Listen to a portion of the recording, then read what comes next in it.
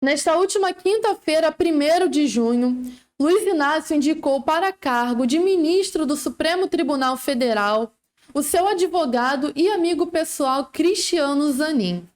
E caso a indicação seja aprovada pelo Senado, Zanin ocupará o cargo deixado por Lewandowski. A indicação de Zanin, no entanto, não significa ares novos para o STF e muito menos a solução para os problemas candentes do nosso país. Eu me chamo Ana Nascimento e está no ar o programa A Propósito. Saudações de Nova Democracia a todos que nos acompanham. Está no ar mais um episódio do programa A Propósito, que situará você, nosso espectador, acerca da situação política em desenvolvimento no nosso país e no mundo. Bom, e vamos ao episódio de hoje. Em primeiro lugar, qual é a relação entre o Cristiano Zanin e o Luiz Inácio? A relação entre os dois se dá pelo fato de que Cristiano Zanin é casado com a filha de um dos amigos de longa data de Luiz Inácio, o Roberto Teixeira. E o Zanin é advogado de Lula desde 2013 e ele assumiu a sua defesa no curso da Operação Lava Jato. Zanin é considerado, e pasmem, se considera um garantista e algo de democrático por alguns setores. E a indicação de Zanin ao cargo de ministro do STF por parte de Lula demonstra que as relações estabelecidas nesse meio se resvalam em relações pessoais com fins e interesses próprios. Ou seja, ele coloca ali alguém de sua confiança que possa tornar as articulações políticas ali nos meios do Congresso, enfim, nos meios institucionais mais convenientes para si mesmo. E, na verdade, não há nada de novidade nisso, porque todos os governos de turno da história desse país sempre fizeram isso. E tal indicação, na verdade, é mais um dos fatores que, dentro das atuais circunstâncias políticas do cenário do nosso país, explicita como o STF tem atuado cada vez mais como uma força auxiliar do governo de turno atual, e extrapolado as suas atribuições formais e atuado de maneira política. Recorrentemente, a gente vê os embates quentes dentro do Congresso serem legados ao STF resolvê-los e assumindo essas atribuições que são propriamente do Congresso e, às vezes, até mesmo do Executivo. A título de exemplo, a gente vê o STF no centro das discussões acerca das fake news, liberdade de expressão e censura, demarcação de terra, implementação de piso nacional dos trabalhadores da saúde e também dos trabalhadores da educação e outros fatos. E na história desse país, o STF, nós devemos reconhecer e sempre repisar aqui, sempre foi uma instituição reacionária, aristocrática e a serviço das classes dominantes do nosso país. Fato é que, como destacado inclusive num artigo publicado pelo monopólio de imprensa Estadão, olha como são esses senhores ditos incorruptíveis, senhores da moralidade. Esses juízes que, embora possam exercer atividades acadêmicas, eles não podem exercer atividades comerciais voltados para esses fins. E mesmo assim, há juízes que têm empresas de educação ou vinculados a elas. E outros que frequentam seminários e eventos luxuosos em resorts bancados por empresas com ações multimilionárias na justiça. E o artigo destaca ainda que o ministro Nunes Marques viajou a Paris com as despesas pagas por um advogado para assistir a Roland Garros e também a Champions League. E Dias Toffoli passeou na casa de veraneio do então ministro Fábio Faria, genro do empresário Silvio Santos e filho do ex-governador Robson Faria, que responde, inclusive, a uma investigação por corrupção no STF, relatado, pasmem, por Toffoli. E o STF, longe de ser uma instituição ilibada, de elevada moral e defensora das liberdades democráticas, como a gente acabou de atestar, joga como sempre jogou com os interesses das classes dominantes do nosso país. Recordemos, basta a gente ver que durante o regime militar, essa dita instituição democrática foi quem legitimou e quem respaldou esse período sinistro, essa aberração da história do nosso país.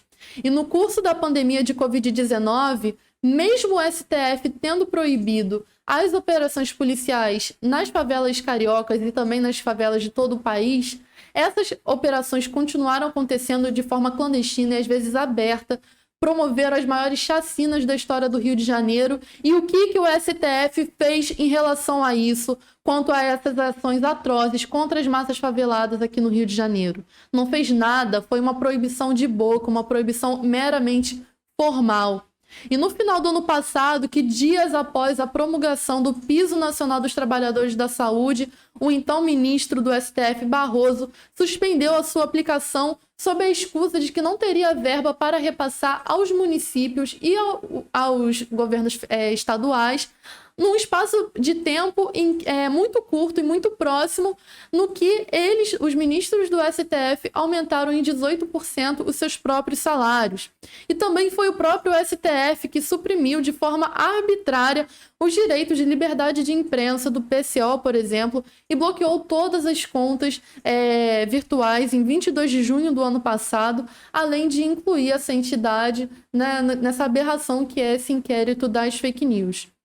E não há tempo, devemos reconhecer que, para os verdadeiros democratas do nosso país, para os verdadeiros revolucionários, ter qualquer tipo de ilusão, alimentar qualquer tipo de ilusão com essas falidas instituições dessa velha democracia que não servem aos interesses do nosso povo, que não estão defendendo os interesses do nosso povo e que, na verdade, são os verdadeiros responsáveis por garantir a manutenção dessa velha ordem de opressão e de exploração das massas de trabalhadores do nosso país. Bom, e como parte do nosso programa, nós sempre trazemos matérias que saíram recentemente no nosso portal. A primeira que nós estaremos lendo aqui hoje é sobre o Espírito Santo, sobre os estudantes da UFES que ocuparam uma reitoria contra os ataques ao restaurante universitário. Essa matéria foi publicada ontem, no dia 1º de junho. No dia 29 de maio, os estudantes da Universidade Federal do Espírito Santo ocuparam a reitoria diante de uma série de ataques ao restaurante universitário. A jornada de lutas iniciou contra um aumento de 200% no valor do bandejão e a péssima qualidade da alimentação, que, segundo denúncias, chega a ter larvas. E os alunos rechaçam também a perseguição da reitoria contra os estudantes mobilizados que organizaram catracassos diariamente contra as condições do RU. E, segundo a universidade, ocorrem cerca de 500 roletaços por dia, o que corresponde a uma média de 15% dos usuários. E no mesmo dia do grande roletaço, em 29 de maio, a reitoria do interventor Paulo Vargas, imposto pelo governo do ultra-reacionário Bolsonaro, fechou as portas do RU aos estudantes. E, em rechaço à medida reacionária, os estudantes bloquearam os portões da universidade no dia 30 de maio. E nesse dia, o Paulo Vargas fugiu dos estudantes revoltados, escoltado por seguranças. E a segunda matéria que a gente vai ler, que tem a ver com essa primeira, é lá do Distrito Federal, no qual professores, estudantes e técnicos realizaram um ato unificado pela educação e que foi publicado no dia de hoje, 2 de junho. No dia 30 de maio, foi realizado um ato em defesa da educação em frente ao Ministério da Educação, o MEC, convocado pela Associação de Docentes da Universidade de Brasília. E além dos professores universitários, também aderiram ao ato estudantes e técnicos. A manifestação trouxe exigências de todas as categorias e a denúncia de uma série de ataques aos direitos dos trabalhadores.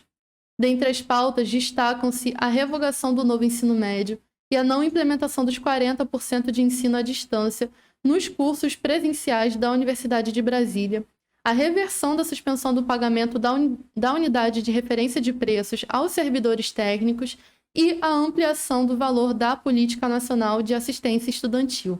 Além disso, foi prestada solidariedade à luta dos professores da educação básica e à luta contra o arcabouço fiscal. Ou seja, são duas lutas importantíssimas que ocorreram tanto no Espírito Santo e também no Distrito Federal, mas que se somam às diversas lutas de estudantes, trabalhadores da educação, professores do ensino básico, mas também do nível superior, por todo o nosso país, por uma educação verdadeiramente gratuita, de qualidade, para todo o nosso povo, que sirva de fato à população É uma indignidade que esses estudantes lá no Espírito Santo estejam comendo, tendo uma refeição de péssima qualidade, no qual o valor não dá nem conta da qualidade que está sendo servida ali, essa refeição. E a refeição desses estudantes é muito importante, é um direito democrático, o direito de se alimentar dentro da faculdade, para a garantia mesmo da própria condição de estudo, de permanência dessas pessoas. E quanto à luta dos professores, dos técnicos e dos estudantes lá no Distrito Federal, também se soma a luta dos estudantes e dos trabalhadores do nível básico contra o novo ensino médio, por melhores condições de estudo e também melhores condições de trabalho.